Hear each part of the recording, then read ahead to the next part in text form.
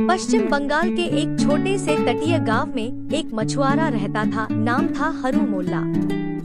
गांव के लोग कहते थे कि हरू जितना शांत है उतना ही जिद्दी भी। वो समंदर से डरता नहीं था, बल्कि रात के समय भी अकेले नाव लेकर निकल जाता। एक रात, अमावस की काली रात, जब आसमान में तारे तक नहीं दिख रहे थे, हरू अकेले ही समंदर में मछली पकड़ने निकला।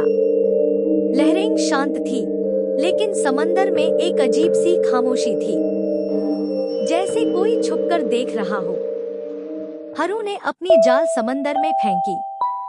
कुछ ही देर में जाल भारी हो गई। वो सोचने लगा, आज तो बड़ी मछली हाथ लगी।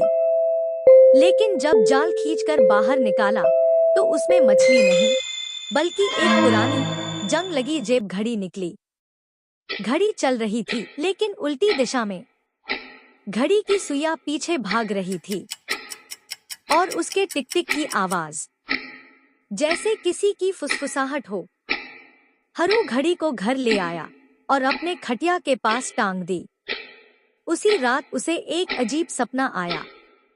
सपने में वह खुद को समुद्र के बीचों बीच खड़ा पाता है। चारों तरफ काले पानी की लहरें, और वहां से एक आवाज आती है, तू समय से खेल रहा है, अब समय तुझसे खेलेगा। हरू चौंक कर उठ गया, पसीने से भीगा हुआ। अगली सुबह वह जरा अजीब महसूस कर रहा था। गांव के लोग उसे देखकर बोले, हरू, तू तो बीमार लग रहा है, चेहरा मुरझाया सा क्यों है?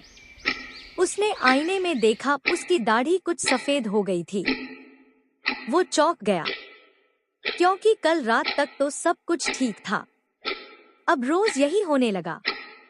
हर बार जब वह घड़ी को देखता, वह बेहोश हो जाता, और होश में आता तो कई घंटे, कई दिन बीत चुके होते। वह दिन पर दिन बूढ़ा होता जा रहा था। उसकी चाल धीमी हो गई थी, पीठ झुकने लगी थी। वो समझ नहीं पा रहा था क्या हो रहा है। गांव के एक बूढ़े ने कहा, ये समंदर से निकली चीजें कभी कभी श्राप बन जाती हैं। ये घड़ी सामान्य नहीं है, ये समय की नहीं, मृत्यु की घड़ी है। डर के मारे हरू ने वह घड़ी फिर से समुद्र में फेंक दी और सोचा अब सब खत्म। लेकिन कहानी खत्म नहीं हुई। अगली सुबह समंदर किनारे खेलता एक छोटा बच्चा अपनी बाल्टी में कुछ लेकर भागता है। हरू उसे रोक कर देखता है। घड़ी, वही घड़ी, फिर से लौट आई थी, और इस बार उसकी सुइयां बंद थी। घड़ी रुकी हुई थी, लेकिन टिक टिक की आवाज अब भी किसी के कान में गूंज रही थी। समय रुक गया है, लेकिन अब वो किसी और की तलाश में